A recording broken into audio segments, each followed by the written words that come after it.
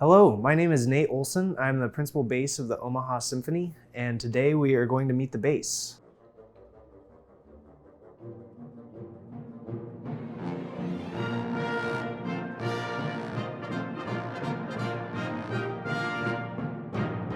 The bass goes by a few different names. You'll hear it called the upright bass, the string bass, the double bass, the contrabass, but they're all referring to this. It's a member of the strings family. It has 4 strings. Sometimes you'll see it with 5 strings. Back in the day, most frequently in Italy, you'd sometimes find them with 3 strings. And it's kind of gone through different periods with different tunings. You'll see it tuned in fifths sometimes, or combinations of thirds and fifths, or thirds and fourths. But today, the most standard tuning is it's tuned in fourths across all 4 strings, which is different than the upper string instruments. They're all tuned in fifths. They're the same strings as the violin, but they're just in the reverse order. So our lowest string is E, A, D, G.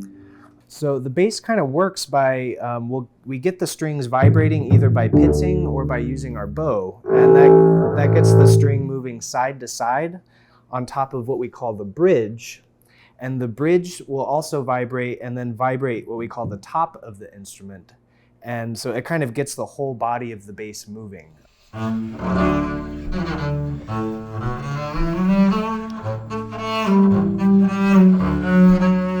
So the bass has multiple different parts. So starting from the bottom, we have what we call the M pin, and you can loosen and tighten a knob that'll let the M pin slide in and out, and that'll adjust the height of it. So if you're taller, you want it out a little further. If you're shorter, you want it in, sitting or standing.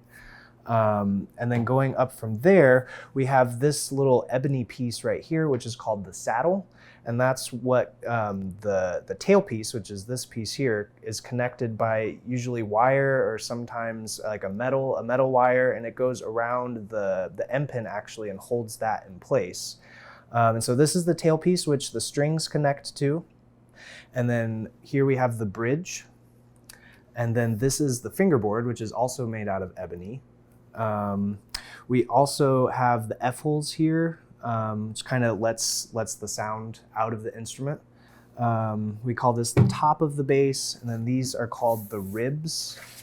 Then moving up, we call this the neck. This is where our left hand goes as we're playing. And then at the very top, we have the scroll. And we have these tuning handles which lower or raise the pitch of the string. So at the beginning of a rehearsal or a concert, we got to make sure that our strings are in tune by using that. And then some bass players also have what we call an extension. This just lets us play lower notes than our normal E.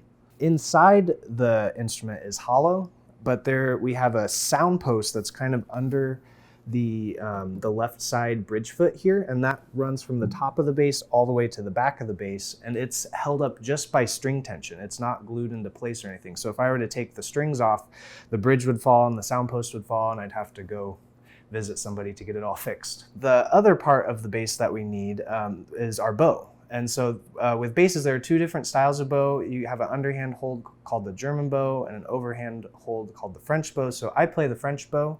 It's made out of wood, and then the hair on it is actually horsehair. And so it's got a few different parts to it. This knob here at the end will tighten or loosen the hair. It's like when you're done playing for the day, you loosen it up to put it away, and then when you start playing, you tighten it up. And sometimes, depending on what you're playing, you need tighter hair or looser hair. And so the hair connects to what we call the frog here, and then also the tip of the bow.